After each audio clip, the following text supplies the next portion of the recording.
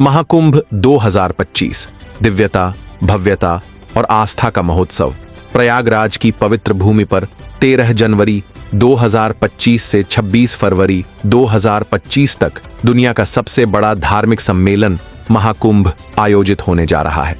इस बार का कुंभ मेला पहले से भी अधिक भव्य, दिव्य और विशाल होगा। विष्णु पुराण के अनुसार जब बृहस्पति मेष राशि में और सूर्य मकर राशि में होते हैं, तब प्रयागराज में कुंभ मेला आयोजित होता है। यह मेला हर 12 वर्षों में होता है। शास्त्रों के अनुसार कुंभ में स्नान करने से सभी पाप नष्ट हो जाते हैं और मोक्ष की प्राप्ति होती है। त्रिवेणी संगम, जहां गंगा, यमुना और अदृश्य सरस्वती नदियों का संगम होता है, इस मेले को विशेष महत्व प्रदान करता है। इसे तीर्थराज यानी सभी तीर्थों का राजा माना गया है। शाही स्नान। कुंभ मेले की सबसे खास बात शाही स्नान है। साधु संतों और भक्तों के लिए यह एक अनमोल अवसर होता है। शाही स्नान आत्मा की शुद्धि और पुण्य की प्राप्ति का मार्ग है। यह न केवल एक धार्मिक अनुष्ठान है, बल्कि भारतीय संस्कृति और परंपरा का प्रतीक भी है। महाकुंभ 2025 में विशेष तैयारी, 40 करोड़ से अधिक श्रद्धालुओं के आने की संभावना। हर श्रद्धालु के लिए खाने पीने, रहने और टेंट बुकिंग की आसान सुविधा। शाही स्नान की तिथियां, विशेष जानकारी जल्द ही उपलब्ध होगी। तो दोस्तों, स्वागत है आप अपनी महाकुंभ यात्रा को आसान, यादगार और आरामदायक बना पाएंगे। तो दोस्तों, वीडियो को अंत तक जरूर देखें ताकि आपको कोई भी जानकारी मिस न हो। साथ ही वीडियो को लाइक और चैनल को सब्सक्राइब करना न भूलें। हमारे चैनल पर आपको मिलेंगे ऐसे ही टूर गाइड वीडियो और महाकुंभ 2025 से जुड़ी अपडेट्स।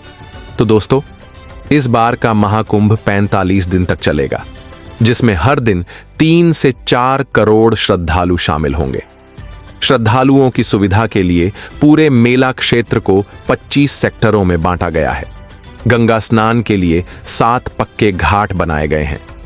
मेला क्षेत्र का क्षेत्रफल 3200 हेक्टेयर से बढ़ाकर 4000 हेक्टेयर कर दिया गया है। कल्पवासियों के लिए तंबू और कथा आयोजनों के लिए भव्य पंडाल तैयार किए गए हैं। श्रद्धालुओं के लिए फ्री सेवाएं जैसे शौचालय, खाने पीने की व्यवस्था और रुकने की जगह उपलब्ध रहेगी। मेले की सुरक्षा के लिए 3761 पुलिसकर्मी और 22,000 से ज्यादा सफाई कर्मचारी तैनात होंगे। 30 पीपा पुल बनाए गए हैं जो गंगा और यमुना को जोड़ते हैं।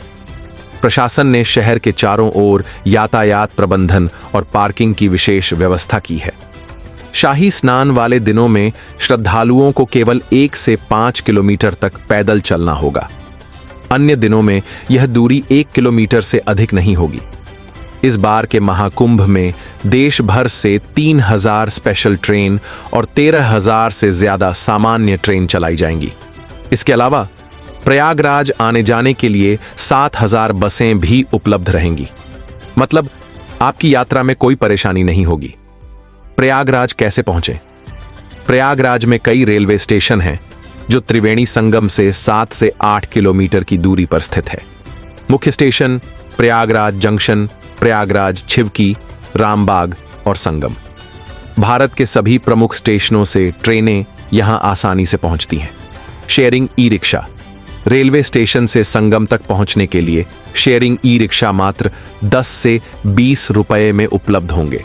महाकुंभ में ठहरने की सुविधा टेंट सिटी। यूपी सरकार ने 6 कंपनियों को महाकुंभ में टेंट लगाने का टेंडर दिया है। इन टेंट में डीलक्स से लेकर लग्जरी कॉटेज तक की सुविधा मिलेगी। कुछ पैकेज में रेलवे स्टेशन, एयरपोर्ट से पिकअप और ड्रॉप, लंच और डिनर भी शामिल है। किराया 1000 से लेकर 8 लाख रुपए प्रतिदिन तक। बजट के अनुसार ऑनलाइन होटल भी बुक कर सकते हैं। अगर आपका बजट टेंट या महंगे होटल बुक करने का नहीं है तो परेशान मत होइए। प्रयागराज में कई सस्ती और अच्छी धर्मशालाएं उपलब्ध हैं जो संगम के नजदीक स्थित हैं। ये आपके ठहरने का किफायती और आरामदायक विकल्प हैं। अगर बजट बिल्कुल भी नहीं है तो प्रशासन ने रेण बसेरा शिविरों की व्यवस्था की है। यहां आप सिर्फ अपना आधार कार्ड दिखाकर निशुल्क रह सकते हैं। यदि आप मेला परिसर में कल्पवास करना चाहते हैं तो संगम पहुंचकर किसी पंडित से संपर्क कर सकते हैं। जो भी शुल्क आपके बजट में हो उसके अनुसार टेंट बुक कर सकते हैं। कोशिश करें कि संगम के आसपास ही टेंट या होटल बुक करें। यदि संगम के पास जगह नहीं मिलती तो रामबाग या रेलवे स्टेशन रोड पर होटल बुक करें। ये स्थान मेला क्षेत्र और सभी प्रमुख जगहों से सिर्फ 2 से 4 किलोमीटर की दूरी पर है। होटल का किराया 1,000 से लेकर 20,000 रुपये तक के बीच उपलब्ध है। महाकुंभ स्नान की तिथियां और महत्व। महाकुंभ में हर स्नान का धार्मिक दृष्टि से खास महत्व होता है। ज्योतिषीय गणना और धार्मिक मान्यताओं के आधार पर ये तिथियां तय की जाती हैं। हर स्नान से जुड़ी पौराणिक कहानियां और आस्था के संदेश इसे विशेष बनाते हैं। पौष पूर्णिमा। शुभ शुरुआत 13 जनवरी 2025। इस दिन से महाकुंभ का शुभ आरंभ होगा। संगम में स्नान करने से जीवन में शुभता और पुण्य की प्राप्ति होती है। मकर संक्रांति। पहला प्रमुख स्नान 14 जनवरी 2025। गंगा, यमुना और सरस्वती के पवित्र संगम में डुबकी लगाना बेहद फलदायी होगा। यह महाकुंभ का पहला प्रमुख स्नान है। मौनी अमावस्या। सबसे महत्वपूर्ण स्नान 29 जनवरी 2025। इस दिन मौन रहकर स्नान आती है। महाशिवरात्रि। शिव भक्ति और समापन 26 फरवरी 2025। भगवान शिव की आराधना का यह पर्व महाकुंभ के समापन का प्रतीक है। इस दिन स्नान से शिव कृपा और जीवन में सकारात्मक ऊर्जा का संचार होता है। शाही स्नान से एक दिन पहले ही प्राइवेट और पब्लिक व्हीकल की एंट्री बंद हो जाती है। अगर आप शाही स्नान के दिन संगम पहुंचना चाहते हैं तो कम से कम 2 दिन पहले प्रयागराज पहुंच जाएं। अगर 14 जनवरी को स्नान करना है तो 12 जनवरी की सुबह या दोपहर तक पहुंचें। महाकुंभ के पीछे की कहानी। यह कुंभ आस्था, परंपरा और समर्पण का पर्व है। 1796 के कुंभ में 25 लाख श्रद्धालु पहुंचे थे।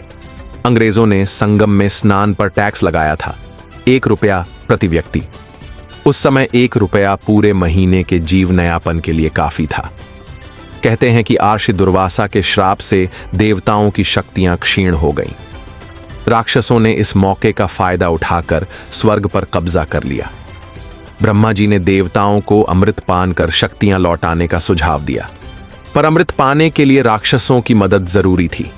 देवताओं और राक्षसों ने मिलकर समुद्र मंथन किया, जिससे अमृत निकला। अमृत के लिए देवता राक्षसों में संघर्ष हुआ। इस दौरान अमृत की 4 बूंदें हरिद्वार, प्रयागराज, उज्जैन और नासिक में गिरी। इन्हीं स्थानों पर हर 12 साल में कुंभ का आयोजन होता है। मान्यता है कि कुंभ के दौरान नदियां अमृत का रूप धारण करती हैं। इनमें स्नान से पाप धुलते हैं और मोक्ष मिलता है। प्रयागराज अद्भुत स्थान। त्रिवेणी संगम। यहां गंगा, यमुना और अदृश्य सरस्वती का संगम होता है। नाव से संगम तक जाकर स्नान करें और पुण्य लाभ लें।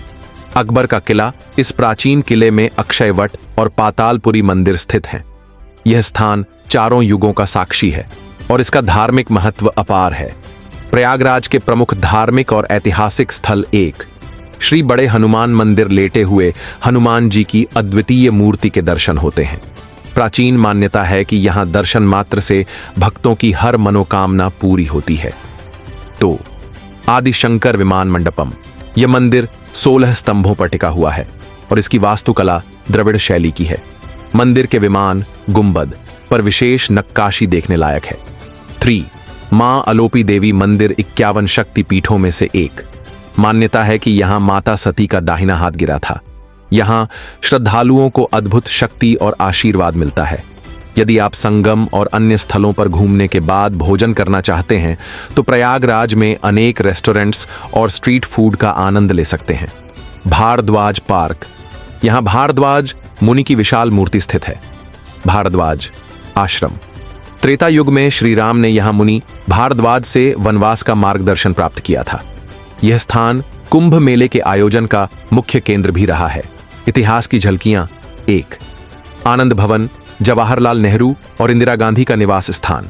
पुरानी यादों और ऐतिहासिक वस्तुओं का संग्रह। 2 चंद्रशेखर आजाद पार्क। देशभक्त चंद्रशेखर आजाद की शहादत का गवाह।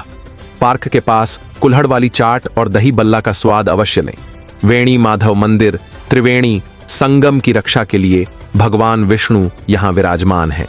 यह स्थान श्रद्धालुओं के लिए विशेष आस्था का केंद्र है।